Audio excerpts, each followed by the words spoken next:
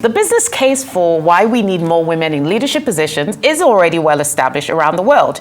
Diversity in all its forms, from gender to culture to age to race, inspires new ideas and fosters innovation. But just for good measure, here's what some of the research has shown. Companies with more women on their boards outperform those without by a significant margin, and organizations with greater gender diversity among senior leaders are more profitable. Companies like Pipeline Research, McKinsey, Leaning, PWR Advisory, and even our own Wimbiz here in Nigeria have all shown this through research. While technical skills and knowledge are essential for career success, CEOs regularly rate soft skills, particularly strength, for women as the most valued professional characteristic. According to research linking these skills with business performance, CEOs who score highly for traits like compassion and integrity can earn a 9.35% return on assets over 2 years. But here's an important development according to Leaning's 2022 Women in the Workplace report, and I quote, "Women are demanding more from work and they're leaving their companies in unprecedented numbers to get it. Women leaders are switching jobs at the highest rate we've ever seen and at a rate higher than men in leadership." Now, this could have serious implications for companies. What's going on? Well, to help us answer this question, I have two guests with me. First is Ivana Osagie, CEO of PWR Advisory, a leading Africa-focused ESG and inclusion consulting firm. Under her leadership, the firm has for the last 4 years produced an annual board gender diversity scorecard evaluating female board representation at NGX-listed companies. Also joining the chat is Molade Adeniyi, CEO of Wave Academies and chair of the Programs Committee and Conference Planning Group of Wimbiz, Nigeria's leading women's network. She's also a 2021 West Africa Acumen Fellow. A warm welcome to you, ladies. Great to have you on the show talking about this topic. Great to be here. Yeah, so Molade, we both attended the Wimbiz conference this week. It's been going on for 22 years, and organizations like Wimbiz and others around the world are trying to close the gender gap. What for you were some of the main highlights from this year's event? Thank you so much, Rolak. Yeah, I think maybe the first thing to just kind of mention is, the conference was attended by over 2,000 women. Wow. Both in the room and joining online as well. And we had very many conversations. The theme for this year is Mission I Am Possible, Thrive. And as we kind of think about what is possible for women, and we look at women in management, women in business, and women in public service as well. I think what the conference did for us this year was, with some of the things that you mentioned in your opening, is how do we push past some of the barriers that have been set up. You had mentioned that we've come a long way when it comes to gender inequality as a country, but even globally as well. And one of the things that that the conference pushed this year is really to give women, is really to show women the fact that things are truly possible, to begin to get into leadership positions, to begin to stand up and be counted.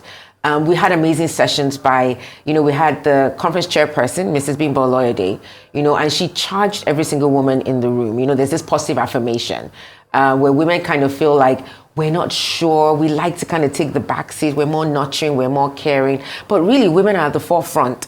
My biggest example that I like to use is, as women are 50% of the population, think of an airplane, right? Yeah. With only one wing, what happens to that airplane? It's never going to get to its destination. But women are like the second wing that gives that plane stability and helps that plane soar and helps that plane gets to its destination.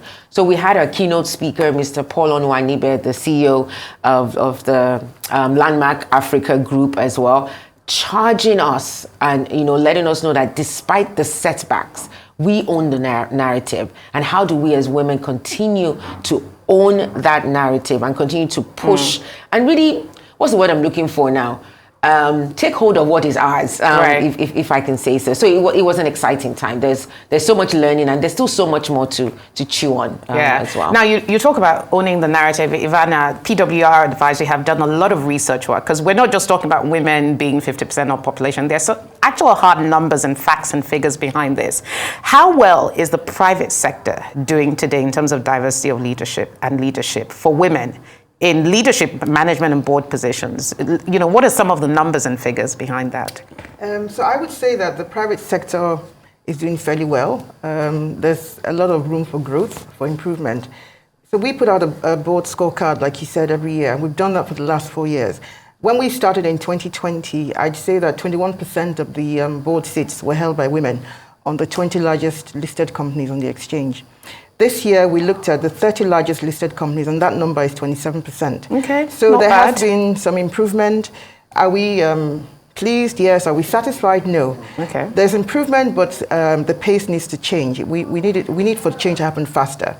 The numbers in Nigeria are quite comparable, for instance, to numbers in Ghana. In Ghana, the Boardroom Africa just put out a scorecard, and the number in Ghana is 25%. And indeed, Deloitte tells us that's the average in Africa, generally speaking. The numbers globally, the global average is 19%. So Nigeria is not doing too badly, but I think we certainly need to quicken the pace for change to happen. So there are a number of levers that we must work with, and I think we're going to talk about that a bit more here. It used to be that banking did really well, but that's changed. But we'll talk about that a bit more. Yeah, today. And actually, speaking of banking, which sectors are really now helping to move that needle? We know some of the reforms that former CBN governor, dating back to 2013, he actually introduced quotas, didn't he? He did. Yeah, yes. And I guess that accounted for a bit of the progress in banking. That made a big difference. So what he put in place was guidelines for banks to have 30% of board seats held by women and 40% of senior management roles to be held by women. So that was fantastic. We saw the traction, we saw the change happen. However, that's a long time ago, and we haven't had a CBN governor in place who has enforced those guidelines or encouraged or advocated. So they're actually voluntary guidelines. They were voluntary guidelines, so they weren't regulations, they were guidelines. But in the UK, having said that, it could work if we work together to collaborate. In the UK, the FTSE Leaders Index says that 40% of board seats on the FTSE 100 companies are held by women. And that was because the companies came together, senior leadership of those companies came together to advocate and encourage change to happen. So they didn't have quotas either, but they made it happen. So I think in Nigeria, if we had something like a corporate club that worked together with senior leadership in terms of policies, in terms of numbers, targets, I think we'd see quite a bit of change. But we all need to work together. It'll take collective action to make things happen faster. Yeah, and that's a really good point about how Nigeria compares with the rest of the globe. Now, Molade, Wimbiz has been at this for 22 years, since the original 13 founders, 12 women and 1 man, actually put this organization together. How has the work Wimbiz has been doing in advocacy, in its programs, in the WIMBoard program, Women on Boards program, how has that helped to change the narrative and move the needle on some of these figures? Okay, so just like you've rightly said, Wimbiz isn't just about bringing women together and having conferences. Wimbiz is really strong in terms of really getting women representation high. And we know that part of what we need to do as an organization is to also empower and equip women to be able to do so. So there are programs like you've mentioned, like the WIMBoard mentorship program, which really puts together women who are board ready, or actually gets them board ready by giving them the right competencies. And we have seen, just as Ivana has shared, the large increase or the increase in numbers of women being represented on board. This year, the WIMBoard Institute actually graduated over 100 women who are literally board ready. And what happens to them after they go through the board ready program? So after they go through the board ready program, they become, they get into this database where they are readily available for anyone who wants to have more women represented on their boards, but more importantly, many of them begin to step into board positions. So this year alone, I think I was trying to do the count. There's been over 25 Wimbiz women who have actually taken board positions as a result of that. And the same thing with women in politics. So there is also women in politics, which really is about how do we help women get ready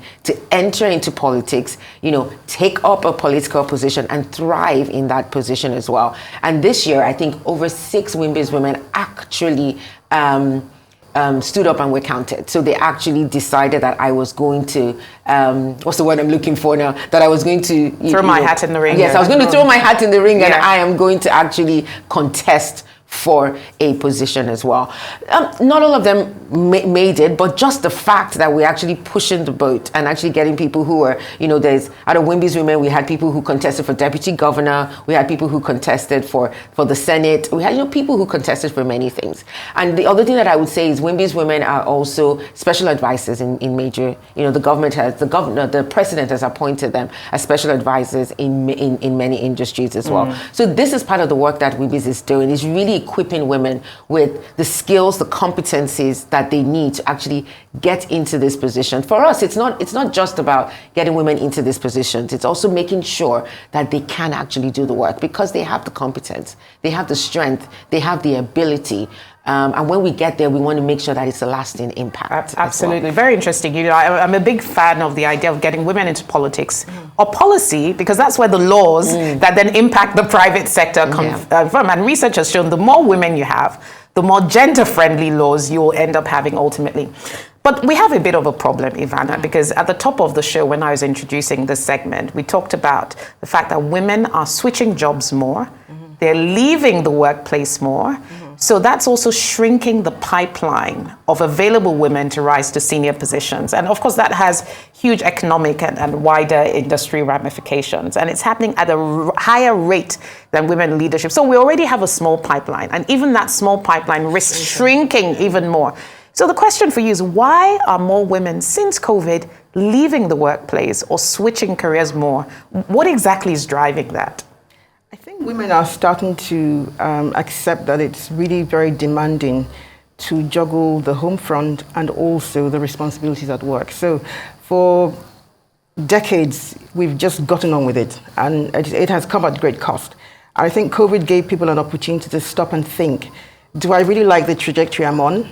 Am I happy with the quality of life I have?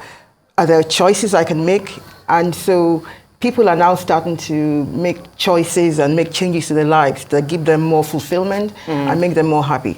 So I think that organizations need to work a lot better in terms of policies. What are those sort of policies that they can put in place that can make the workplace easier and more comfortable for women? So in terms of childcare, we have some organizations, for instance, have creches. They have nursing rooms. They also have maternity leave that is comfortable for women. You know, there's the minimum number of days, number of months, but some organizations go further. So women are able to go off to on maternity leave and then take as long as they like and then come back and face the job squarely. And the other thing as well that we need to focus on, because you see, we focus a lot on representation and numbers, and that's important. You know, it's important to count the numbers around the table, but it's also important to make sure those numbers matter. Yeah. And I'm talking about de-biasing the organization, de-biasing the policies, you know, the way we work, the norms. We all have biases. I mean, it's human. But how do we become more aware, more conscious of our bias, and also interrupt them so that they don't lead us down the wrong road when we make decisions about who gets promoted, who gets given the sort of opportunities that mean that they have a better chance of rising up the leadership ladder. That's an important thing. We need to start training people for inclusion skills, because they don't happen, it doesn't come by default. By default, we're wired to be biased because it's a survival tactic. So we need to do more, I think, unconscious bias training so that people, and it's not something, it's a process, it's not an event, but at least you become more aware that I do have these biases. It doesn't make me a bad person, it just means I'm human, but I need to look out for them so that I don't take them into the workplace, and when I'm interviewing people, when I'm doing performance appraisals, when I'm making decisions, they don't lead me down the wrong road and put other people at a disadvantage. So I think these are some measures that we need to look at to ensure that we give women a level playing field. I know PW at our advisory does a lot of that, and it's interesting. We always say unconscious bias is called that because it's unconscious. You're not even aware it exists.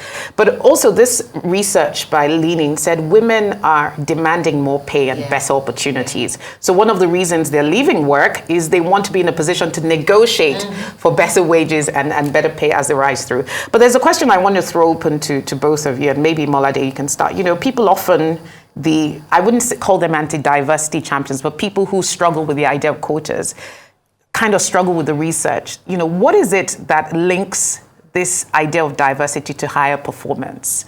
You know, what is it about having a diverse board or having a diverse management team that leads to more profitability, as the research has shown? Surely it can't just be the fact that they're women, but what exactly is going on here? Maybe I'll start with you and then I can speak to Ivana. So I'll just backtrack a little bit and then I'll answer your question. I was going to say that in addition to what Ivana had shared, I think more women are also having a better understanding of their worth and their competence these days. Their strength and what they can bring to the table. And sometimes it takes you going out of where you currently are so that you can come in bigger and stronger. And I think that also, is giving rise to some of what we're seeing with women leaving these leadership positions. Yes, all of those things, that were shared earlier are important and are happening, but really women are really asking themselves, I know I can do better. The pay isn't at par, and I know my worth. And honestly, the smart organizations and companies are snapping them up. Yes, yeah. Obviously, diversity is quite a big thing now. Exactly. But to really answer your question, I think what it is just the diversity of thought when it comes to the boardroom. Just as you rightly said, when we're thinking about policy, if you have an all-male cast, there are just some things that they just don't know, that they're just not aware of. And again, it's not because they don't want to, but just because it's not their living reality. So when you have two genders, in any kind of conversation, it gives you that balance of thought. It gives you that length and breadth. There's just places where your mind may not have gone to. Again, my plain analogy, it really is, or it's like flying blind almost with one eye. So I like to also use that analogy. Someone who is partially sighted or can only see through one eye, there is that vision that they just can't see, and that perception that they just can't see. When you have the two genders on board, you have your full eyesight, and therefore there are no blind sides. You can actually see the entirety of what it is. So that's why it's really important to have the two genders in the room, to make the conversations rich, to increase productivity, growth as a country, and that really is truly when we begin to thrive. So for me, that's what I'd say why it's important to have. And of course, with a lot of the research you've done on the listed companies, did you find any particular nuances between the diversity and the performance or profitability of the companies, or more broadly? So we haven't taken research to that length, but I mean, that research has been done in other climes. I just want to add to what Molade said so eloquently. She made some very strong points there. And I want to say that gender diversity is not just a social issue, it's a risk management strategy. Okay. In a world where organizations are grappling with increasing complexity and uncertainty, you do need that diversity of thought, of experiences even. The way women see the world is different from the way the men see the world because we have different experiences, we bring different values to the table.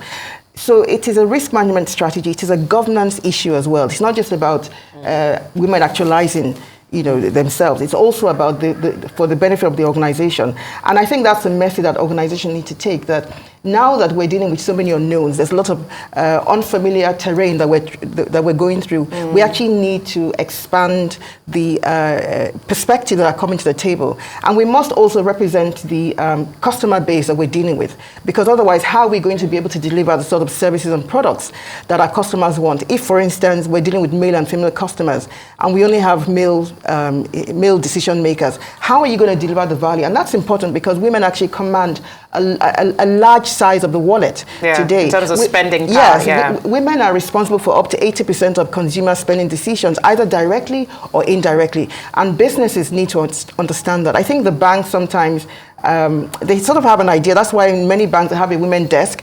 But I mean, in terms of making decisions, for instance, when it comes to loans and lending, women also need to have a say in that, because they understand the sort of businesses, for instance, that women are bringing to the table. So businesses need to understand that gender diversity is not just a do-good issue or a social issue. It's a risk management strategy, and it's also about governance. That's very important. And what global trends do you see potentially impacting the diversity in terms of what is going on now? You talk about risk management strategies in terms of global industry trends that will shape how companies think about diversity on boards and in management teams. Well, increasingly, ESG is becoming very important. So investors are asking questions about gender diversity in the boardroom, in the leadership, who gets promoted. And it's become a very important criteria when they make decisions about who to invest in. We've seen the large fund managers like BlackRock started that, but certainly it's becoming more widespread. And it's what we've seen in the last few months this year is that there's been an attempt to standardize ESG regulations and standards. And even in Nigeria, the stock exchange and the FRC, together with the ISSB, launched the new standards. So ESG is not going to go away. and companies are going to have to render account, we'll see that they're going to have to report, for instance, on how many women they have in the boardroom at executive level, in the pipeline, who gets promoted. So it's not going to go away. And I think that's going to drive a lot of organizations who haven't done anything so far to start doing that, aside from the fact that it's for their own interest, it's in their own interest as well. As the numbers have shown, I'm told that we've run out of time. We have to go. But thank you so much, Molade Adeniyi, CEO of Wave Academies and WIMBIZ Programs Committee Chair, as well as Ivana Osagie, CEO of PWR Advice. We've been talking about the business case for women, diversity, and leadership. Well, that's all we have time today for on Business Week. We can continue the conversation on X. Chat me online. Let's talk. Let's discuss these topics. Have a lovely weekend ahead. I'm Rolake Akintobe Filadi. See you soon.